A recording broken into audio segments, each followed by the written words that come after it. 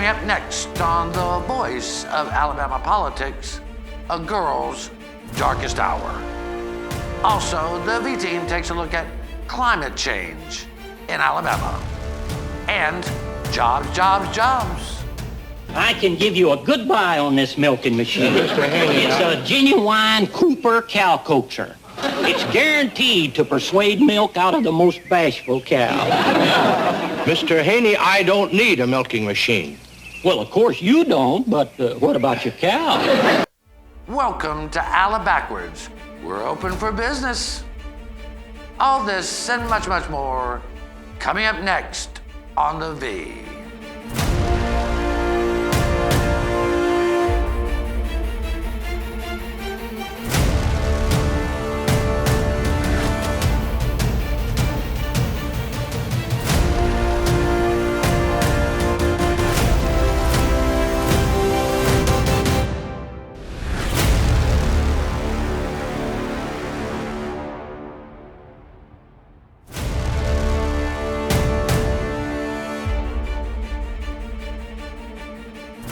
Welcome to The Voice of Alabama Politics, where we tackle the tough issues so you have the hard facts. I'm your host, Bill Britt, and as always, I'm joined by the V-Team. Welcome. Hi. Hey, Jonathan. Hello. How was the 4th? It was great. We launched a boat program the constable's office did on the Cahaba River, and we were out on the boat. But about halfway through the trip, the motor broke, and I rode for 2 miles.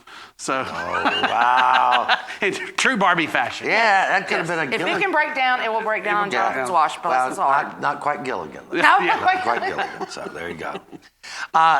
Susan, over the last several months, we have heard from numerous business leaders from around the state who are just tired of us making national news for all the wrong reasons.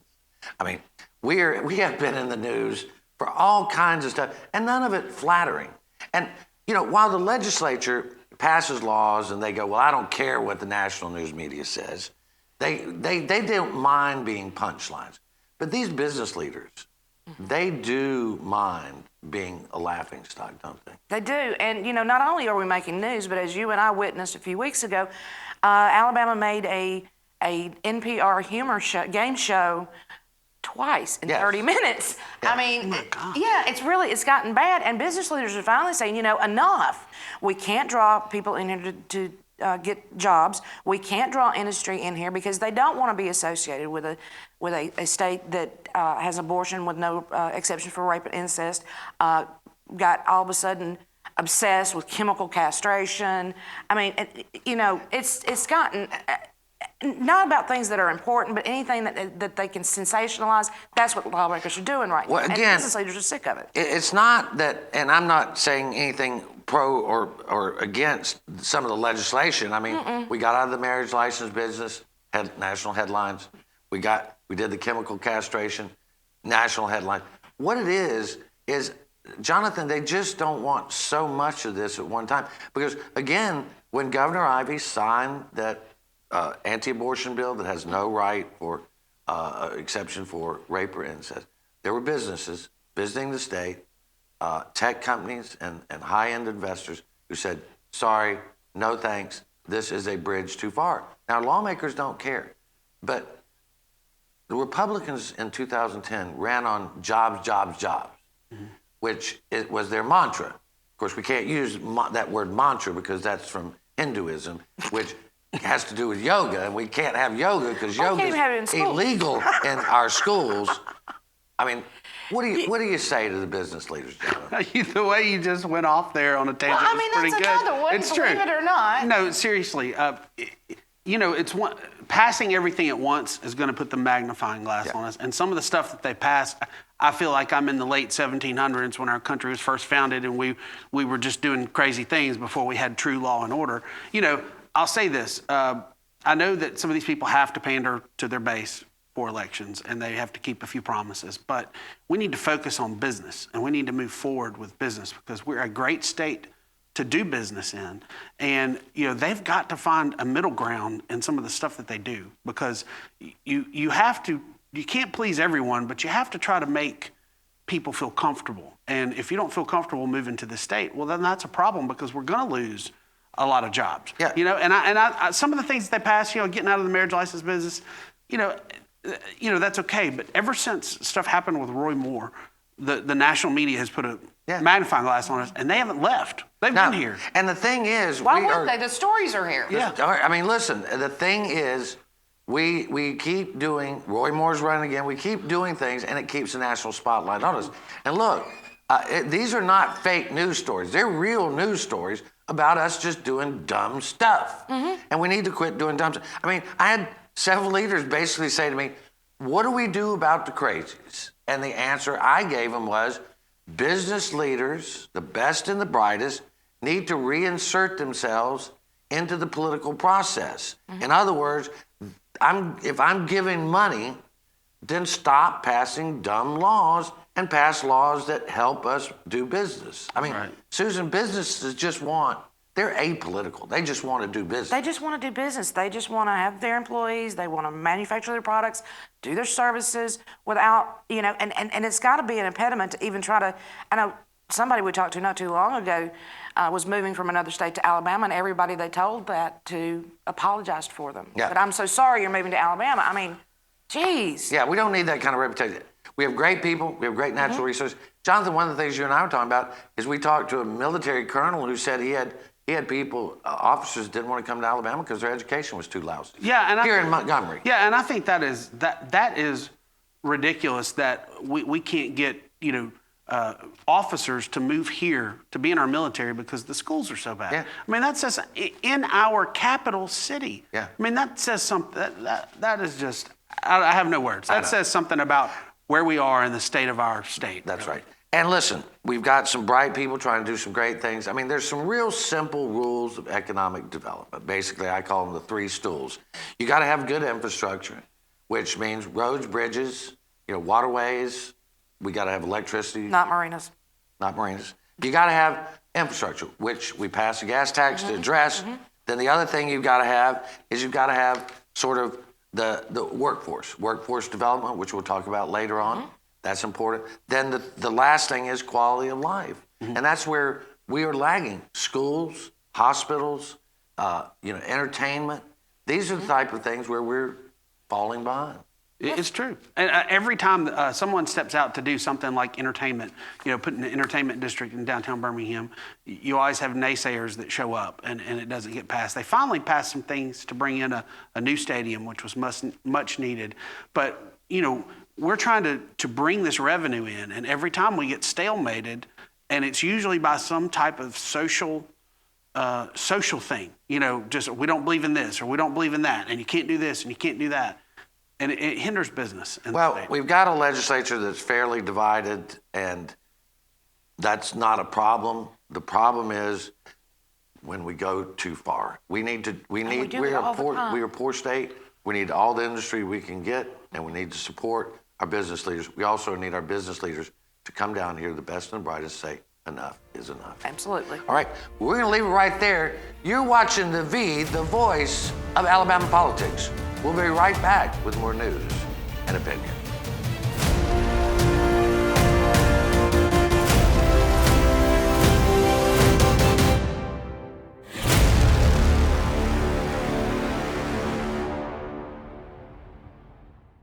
What a great opportunity for your success.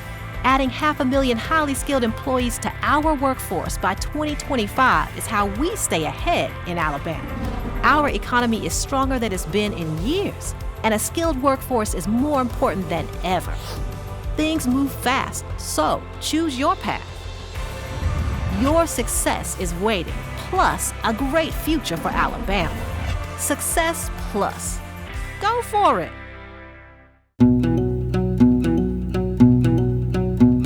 The Energy Institute of Alabama promotes reliable, affordable, and clean energy to help grow our economy, create high-paying jobs, and build public support for Alabama's energy industry. Access to clean, affordable energy continues to be an issue of vital importance in the halls of government and around the kitchen tables across our nation.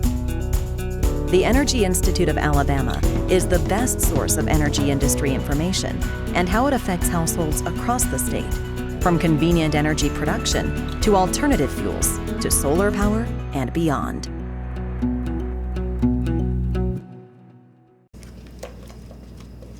What are you doing today, babe? I thought I'd head down to the lake with the guys, do a little fishing. Of course, none of us will be wearing our seatbelts. I'll lose control of the truck, wrap it around a tree, and kill us all. Okay.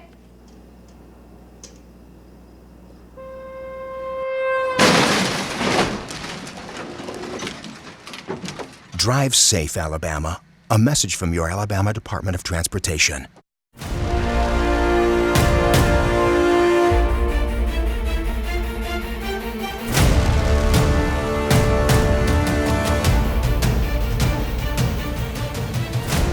Welcome back to the P, the voice of Alabama politics. We were talking about the three stools of economic development. One of the most important things that we have been working on in this state for several years, and it's starting to kick into higher gear, and that is workforce development, Susan. Governor Kay Ivey has made this a priority of her administration, and corporations and industry around the state has joined forces to let's identify what business needs, and then let's work with the two-year college system and the continuing education to identify how to train those people to do this. I mean, it's a really smart way to do it when we have educators and business working together to develop good jobs and to train people for them. We have very good industry jobs here. You know, we have we have Remington up in Huntsville. We've got all the car manufacturers here. Not everybody needs to go to college to get a bachelor's degree. I mean, let's just be honest about that. And this gives young people an opportunity to train for exactly what they're going to do. So let's say if they're near a Honda plant and they want to go into robotics, then they get trained on that actual machine that they will be using. So it's a way of, you know, bringing in more students and training a workforce instead of just an education force. Well, Jonathan, one of the things we talked about earlier before the show, about 10 years, I sat down with Senator Dale Marsh, and I said, Senator Marsh, why do we not have a apprentice program? I mean, these have been part of America since its founding, and we now have an apprentice program. There is a tax credit to corporations that companies can use a tax credit. I think it's $500 to $1,000. Is that right, Susan? They just moved it from $500 to $1,000 per apprentice. And also they moved it from 5 apprentices to 10 apprentices that a company can. So it's good for the person working there. They get a trade, and it's also good for the business to use the tax credit. I mean, Jonathan, doesn't this just make good sense? Makes great sense. And I've wondered why we didn't do this sooner. I'm a big proponent of workforce development and apprenticeships because not everybody needs to go to college. And, you know, I didn't enjoy college. I knew what I wanted to do. I wanted to go into media.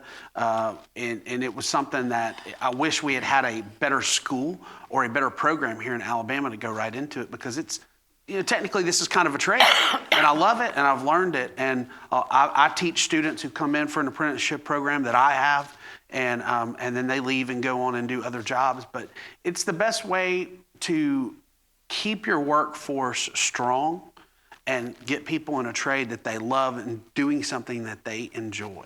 And that, you know. We rarely compliment anybody, but we will say the businesses that have come together with the government to push this forward have done an amazing job. And I think there's part of that stool that's actually coming together. We still have to work on more of our infrastructure, which we're getting the money for now. And now we have to work on quality of life issues, which are certainly important. One of the things that we're looking into is we're getting ready to do a series at APR on climate change. There are people in Alabama that feel that climate change is having a deep and lasting effect on the state. There are other people that just say it's not real. You know, these are other causes. This past week, we had a op-ed from Jim McClintock, who is a polar and marine scientist at UAB. He is a world-renowned author and a climate scientist. And he wrote a piece that said, our Gulf fisheries, our shrimp, our blue crab, our finfish, are all decreasing, Susan, and he says it is because of climate change. Yeah, one of his theories is that a lot of the mountainous ice is beginning to melt because, let's face it, last month was the hottest June on record, according to meteorologists. That's beginning to melt. It's overflowing into the freshwater ponds, which are being let out into the ocean, which mixes too much fresh water with salt water, and it's causing a decline in the fisheries. Well, the thing is, and again, as he pointed out in his article, that fishing is big business on the coast of Alabama, right. Coastal Louisiana, coastal Mississippi. And he says, if we lose this is going to be devastating to that industry. And Jonathan, I think, you think about this, he said, listen, we've got to stop worrying so much about the polar ice caps and worry about what's happening right here in the state. So even if you're a climate denier, there is something going on, and we have to really think about what that is. Well, it's like I was telling you, I believe a local guy before I believe somebody from overseas telling me about our local climate change. I think climate change is real. I think that they put a lot of hype behind certain parts of it. But, if we have a local scientist here who's world-renowned, who's telling us, hey, our fisheries are changing, we need to listen and we need to figure out what we can do. But I think that there are already steps being taken all around. I mentioned the other day, it was my first time to ever have a paper straw, and it was terrible. It did not suck. So at all. But long story short, I think everyone is beginning to truly take steps to take care of our earth. And that is important. Right. I know I was encouraged when we were at the Grand a few months ago and they had the paper straws. Okay, drinking tea through it, fine. Pina colada, totally different story. But they were even to the point that they had cutlery made out of bamboo. Right, recycled bamboo. Recycled bamboo that was actually biodegradable. Yeah. Instead of plastic. Yeah. I thought was. Well, so again, we are working on things, but we just got to get more people involved. And instead of these people, these politicians that are blaming the weather on God, let's don't put any more on God than he's already got, but they're blaming God for this thing. Let's take a look at what we can do to make it better. You don't have to believe in science. You can still believe it's God's fault if you want to blame God. I'm not that bold. But what I would say is, why don't we all be good stewards? Why don't we do what we can do? Why don't we recycle? Why don't we not pitch our garbage out in the yard or in the street? Or just do simple things. Like use glass straws instead of... And we can all agree. Nobody can deny that single-use plastic bottles are a bad idea. Yeah. Okay, we can all agree on that. So if we can all agree on something and start moving forward from there, that's a good place. Well, I do have recyclable wine bags. Is that good? You do. And I have the ones for the groceries. It's just if I always remember to bring them, Get them out of the car. Get It's them out of always the the car. trick. Yeah. All right. Well, let's leave it right there. You're watching the voice of Alabama politics. When we come back, we're going to talk about how the legislature let down our children in their darkest hour.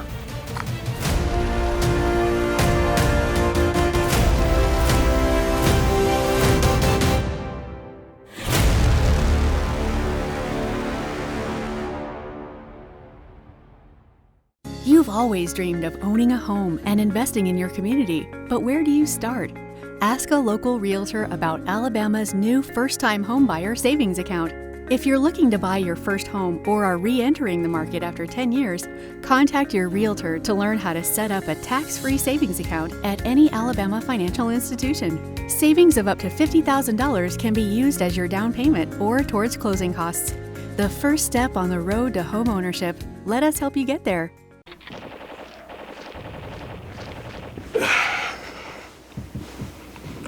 Hey man, what are you doing today? Playing the game. Thought I'd go out for a drive later maybe. Text some friends while I'm doing it. Scroll through social media. Kill a family 4 and a head-on collision. Cool, man. Drive safe, Alabama. A message from your Alabama Department of Transportation. A lot can change in 5 years. Except those smile lines you treated with Bellafill. Because that's about how long Bellafill will keep them smooth and filled. 5 years. Now you can always look your best without all those injections, appointments, and costs. Bellafill is the only dermal filler that stimulates and maintains collagen growth long term. Now time is on your side.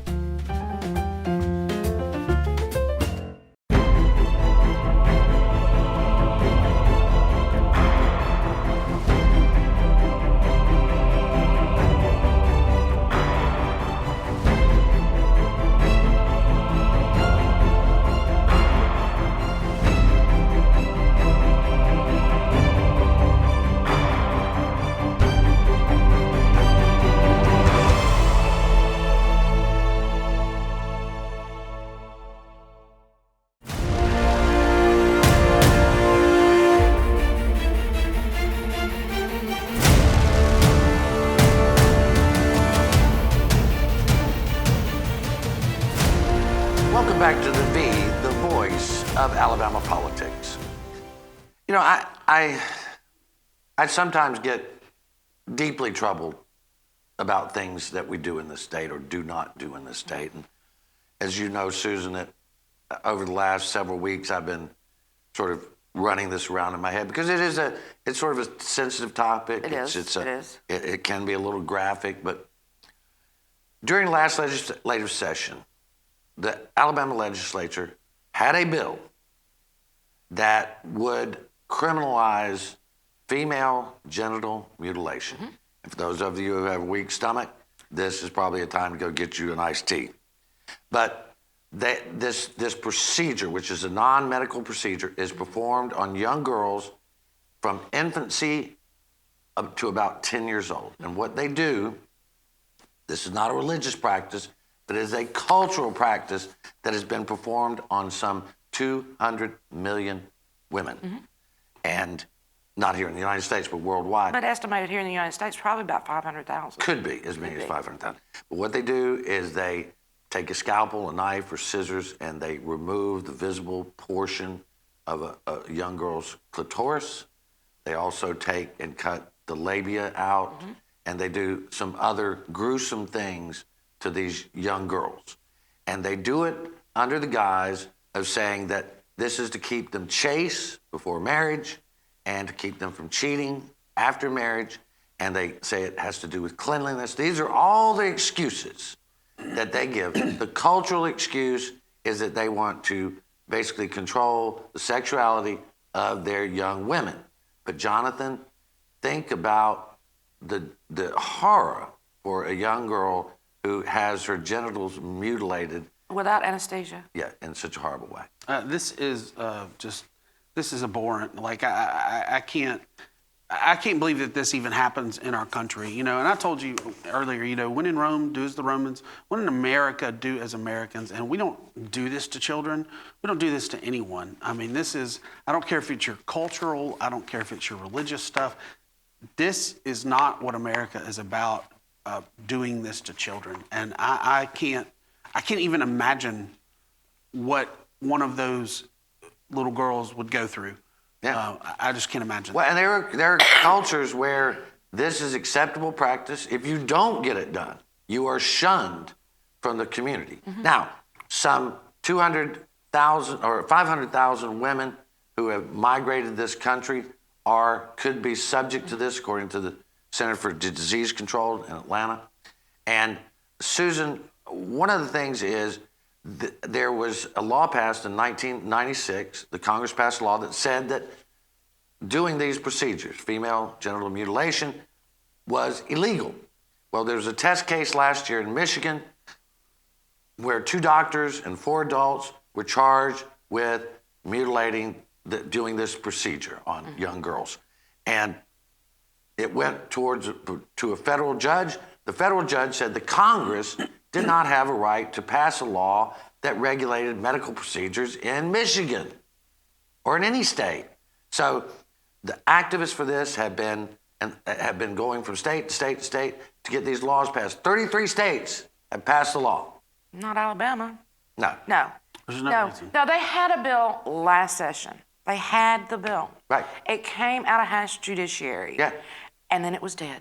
Yep. It was dead. And you know what they said? They ran out of time. Now, anybody in Montgomery that deals with these bozos down here knows that we ran out of time is what they're saying is we didn't want to deal with it. That's right. They did that. They do that on so many bills that they just don't want to deal with it. Oh, we ran out of time. Even though they got out of session early this That's right. They didn't use up all day. They didn't use up all their days. days. So don't give me the you ran out of time.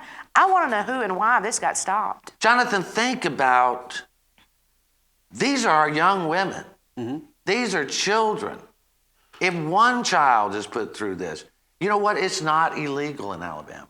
It's not illegal. And there's no reason why we had this discussion earlier, we're very right-leaning people. There's no reason that the very right-leaning people should not have passed something like this. I mean, if you want to take a social issue, I know we have social issues. This is a social issue, folks. I mean, seriously, this is a social issue. The 33 states that have banned it, people need to understand those young girls from those 33 states can come to Alabama and Mississippi and still have it done.